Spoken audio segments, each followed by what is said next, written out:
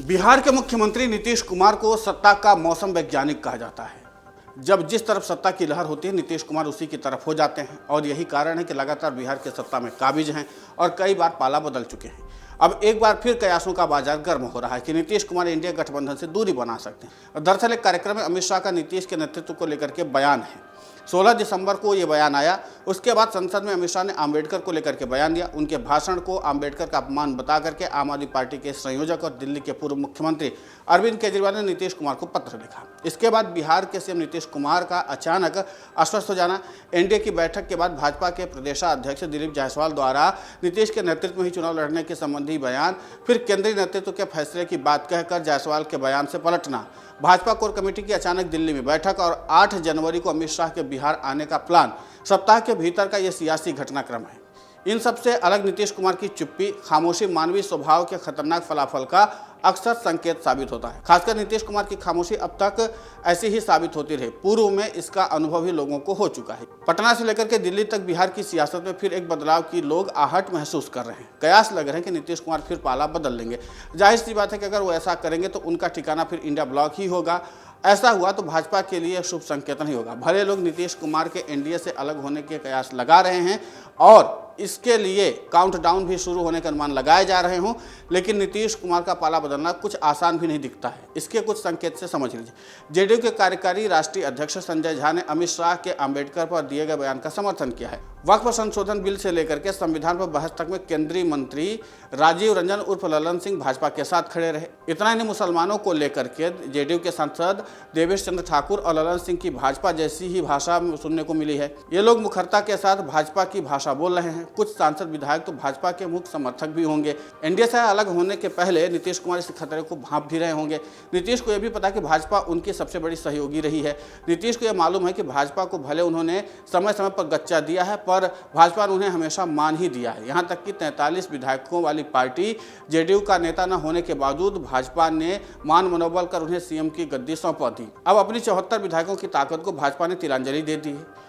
उन्हें भाजपा जैसा भरोसेमंद साथी मिलना अब अपवाद छोड़कर असंभव है। अपनी अवस्था और अस्वस्थता का भी नीतीश को निश्चय ही भान होगा। ऐसे में उन्हें यह भी एहसास जरूर रहा होगा कि जोखिम लेने का अब कोई मतलब नहीं है।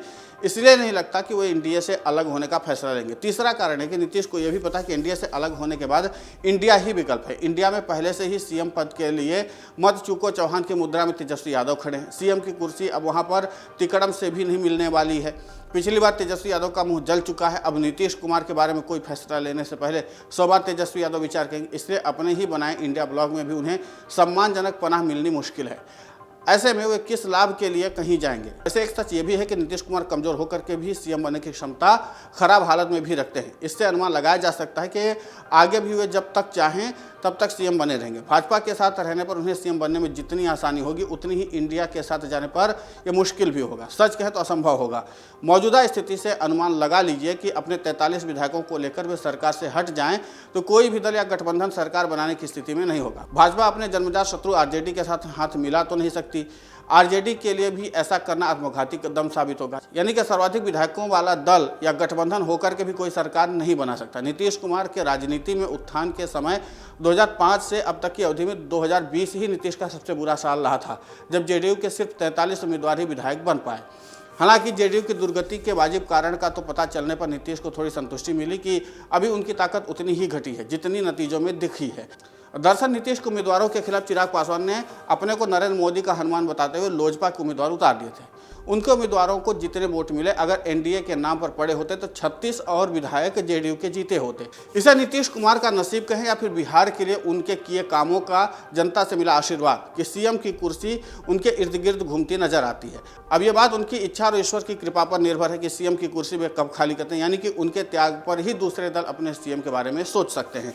लेकिन फिलहाल कुर्सी को लेकर के घमासान भी जारी है। उधर इंडिया ब्लॉक में भी कई लोग कुर्सी की चाह में लगातार लाइन में लगे हुए हैं और इधर एनडीए में नीतीश कुमार फिलहाल मजबूत स्थिति में है। देखना यह होगा कि नीतीश कुमार क्या फैसला लेते हैं। अगर आप ये वीडियो YouTube पर देख रहे हैं तो हमारे चैनल को सब्सक्राइब कर बेल आइकन दबाएं और Facebook पर देख रहे हैं तो हमारे पेज को लाइक करें। 8 मिलियन प्लस सब्सक्राइबर, आपके इस भरोसे के लिए बहुत धन्यवाद।